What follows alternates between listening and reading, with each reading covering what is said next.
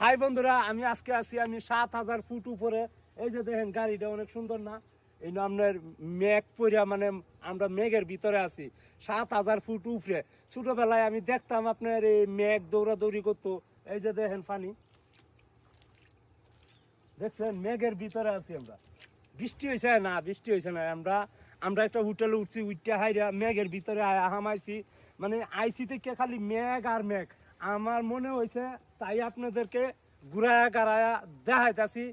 এই যে দেখেন, ছোটবেলায় দেখতাম আসমানে মেঘ দৌড়াদৌড়ি করতো, খেলাধুলা করতো। এই কারণে আমি আইসি ওই মেঘ কিভাবে দৌড়াদৌড়ি করে, এটা কিভাবে সম্ভব করে। এই যে আজকে আমার সব ধারণা ভাঙা গেল। দেখেন আসলে ওয়াও, সূর্যের নামে কোনো খবর নাই। যেরকম দেখতেছেন এরকমই থাকে, মানে আবহাওয়া কোনো চেঞ্জ হয় না। এইখানে আপনার কতক্ষণ পরে আপনার এইখানে এমনও আছে কতক্ষণ পরে আপনার বরফ পড়তে পারে, বরফ। তো আসেন একটু ঘুরে ঘুরে দেখাই।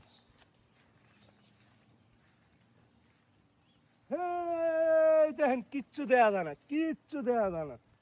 মানে 7,000 ফুট উপরে আছি আমরা মেঘের ভিতরে। তো আমরা একটা হোটেলে উঠছি, উঠতে হাইরা আপনার হোটেল থেকে বাইরে না, মানে প্রচুর ঠান্ডা, বরফ পড়তেছে। এই হে এইটা হেটা সব মিলাইয়া ওয়াও হে। আর এখানে কি সুন্দর, কি সুন্দর পাখিরা ডাকে, ভয়ঙ্কর ভয়ঙ্কর পাখিরা।